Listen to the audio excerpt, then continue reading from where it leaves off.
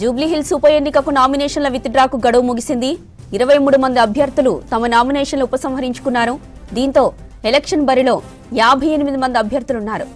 Jubilee hills లో ప్రధాన పార్టీలతో సహా 81 మంది నామినేషన్ వేశారు. వీరిలో నేషనల్, స్టేట్ రికగ్నైజ్డ్ పార్టీల అభ్యర్థులు 3 ఉన్నారు. రిజిస్టర్డ్ పార్టీలకు చెందిన 27 మంది నామినేషన్లు వేశారు. ఇక ఇండిపెండెంట్లు 51 మంది నామినేషన్లు దాఖలు చేశారు.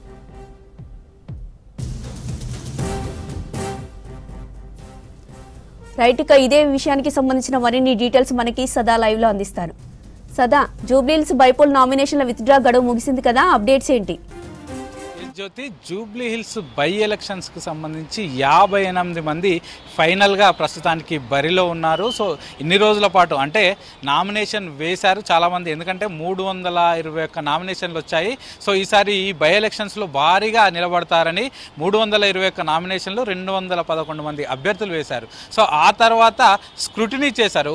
ఈ స్క్రూటినీలో ఆల్మోస్ట్ చాలా వరకు అభ్యర్థులు వెళ్ళిపోయారు. ఫైనల్గా ఇటు ఆర్ఓ ఫైనల్ చేసింది 81 మంది అభ్యర్థులను ఫైనల్ చేశారు. ఆ తర్వాత నిన్న ఈ రోజు 2 రోజుల పాటు విత్డ్రాకి టైం ఉండే. సో నిన్న ఎవరు కూడా విత్డ్రా చేసుకోలేదు. ఈ రోజు ఆఫ్టర్నూన్ వరకు 5గురే విత్డ్రా చేసుకున్న.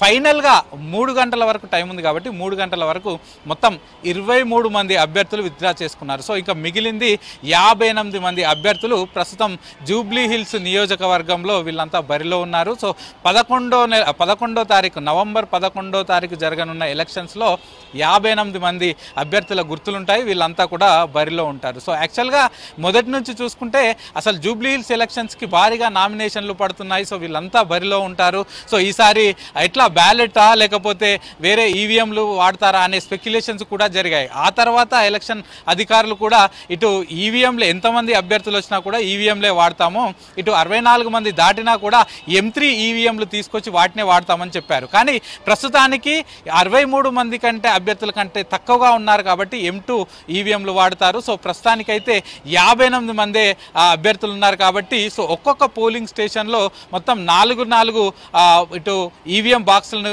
యూటిలైజ్ చేసుకుంటూ వీళ్ళందరికీ కూడా ఇటు 58 మంది అభ్యర్థులు ప్లస్ ఒక నోటా ఉంటుంది. అంటే ఒక్కో పోలింగ్ స్టేషన్లో 4 ఈవీఎంలు యూజ్ చేస్తామంటూ కూడా ఇటు అధికారులు చెప్తున్నారు. సో ఇక మరోవైపు ఇప్పటికే అభ్యర్థులు ఎంతమంది ఎవరున్నారు, ఎవరో బరిలో ఉన్నారు అనేది ఫైనల్ అయింది కాబట్టి ప్రస్తుతానికి ఎవరెవరైతే బరిలో ఉన్నారో వాళ్ళందరి ఆధ్వర్యంలో అంటే కొంతమంది అభ్యర్థులు డైరెక్ట్గా వస్తారు, కొంతమంది వాళ్ళకి సంబంధించిన ఏజెంట్లు వస్తారు. సో వీళ్ళంతా కూడా ఇటు షేక్పేట్ ఎంఆర్ఓ ఆఫీస్ అంటే ఇది ఆర్ఓ ఆఫీసు జూబ్లీ హిల్స్ ఉప ఎన్నికకు.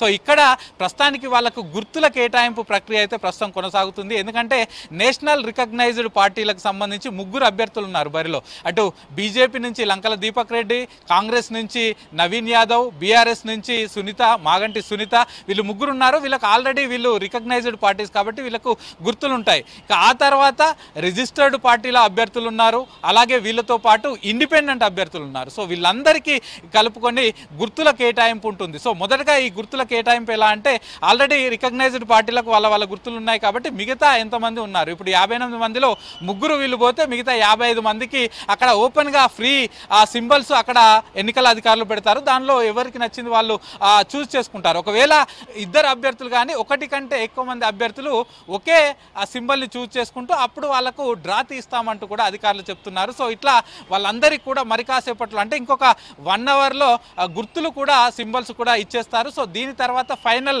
ప్రొఫార్మా అనేది వస్తుంది. సో ఈ 58 మందికి సీరియల్ నెంబర్ వైజ్గా సో ముందుగా ఉన్నటువంటి ఈ రికగ్నైజ్డ్ పార్టీలకు సంబంధించి 3కి వాళ్ళకి ఆల్ఫాబెట్ ప్రకారం వాళ్ళ పేర్లు వస్తాయి. ఆ తర్వాత రికగ్నైజ్డ్ పార్టీలకు సంబంధించి ఎంతమంది అభ్యర్థులు ఉంటే వాళ్ళ ఆల్ఫాబెట్ ప్రకారం వాళ్ళ సీరియల్ నంబర్స్ ఉంటాయి.